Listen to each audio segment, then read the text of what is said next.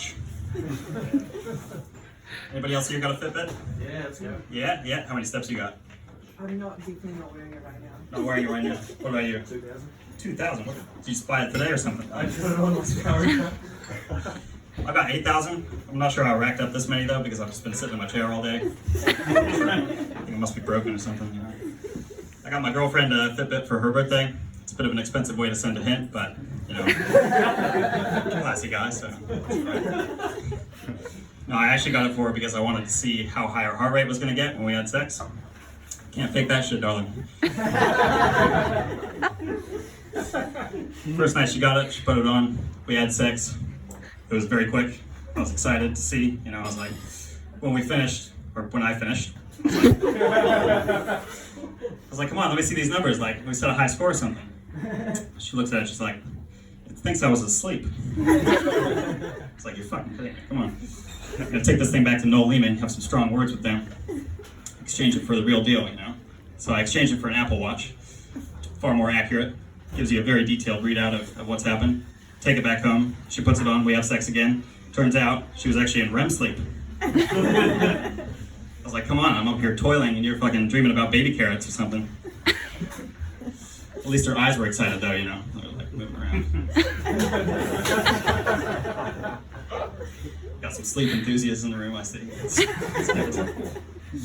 Can't trust Apple, man. I think they call it the Apple Watch because that's what it's doing to you all the time when you gotta run. It sees everything, man. They take your data. If you've got the Apple Watch on and you look at a Samsung ad for too long, it'll give you a little shock.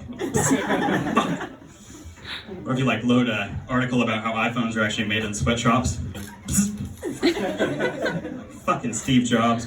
All right, I'm sorry, he's the genius. All right. Tech shit, man, you can't trust it. Did you guys hear about this Russian cyber attack on the weekend? Yeah, I'm pretty sure my shit got hacked. Like, my laptop was doing some real weird stuff. I went to go activate Siri, I hit the Siri button, and it was like, Sergey here, how may I help you? It's like, fucking Sergey. What happened to Siri?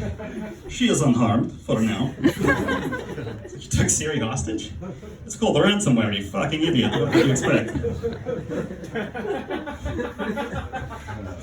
In Russia, you do not charge laptop. Laptop charges you. I was like, what the fuck? Apple got hacked, man. So we got a Google Home as well, and I was like, I gotta find out what's going on. So I'm like, hey Google, what's the news? I was like, reading the news headlines now. I was like, okay, good. Google didn't get hacked. But the broadcast continued. It went, today, massive cyber attacks rock the world.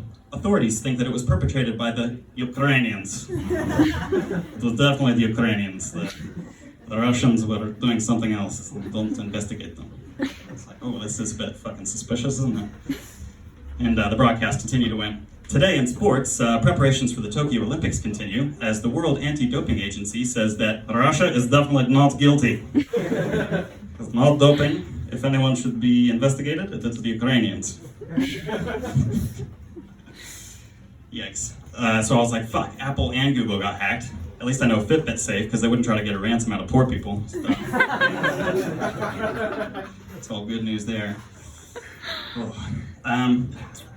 For the poor people in the room, because I think there was a couple poor students going on, this joke's for you guys, okay? Have you noticed that cheap wine and condom brands sound eerily similar to each other? You guys noticed this?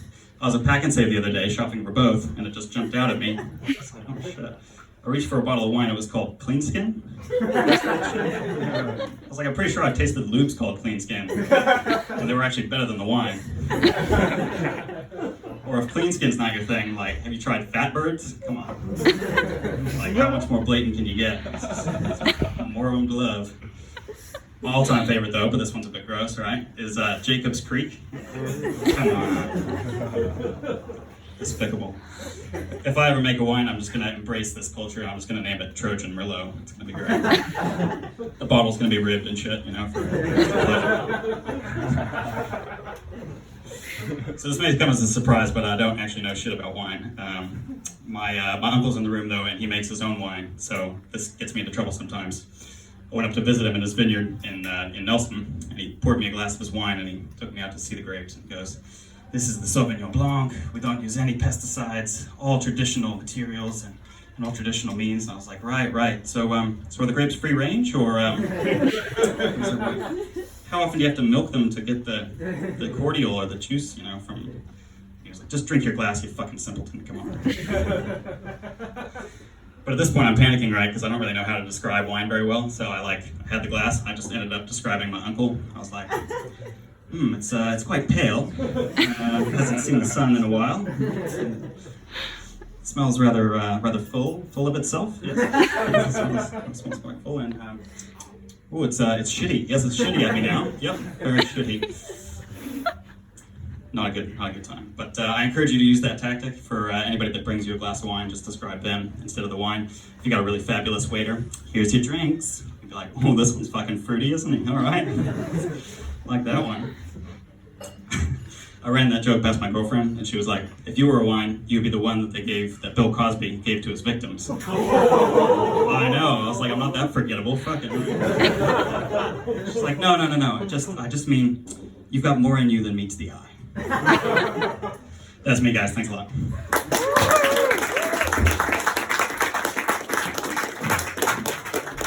All right.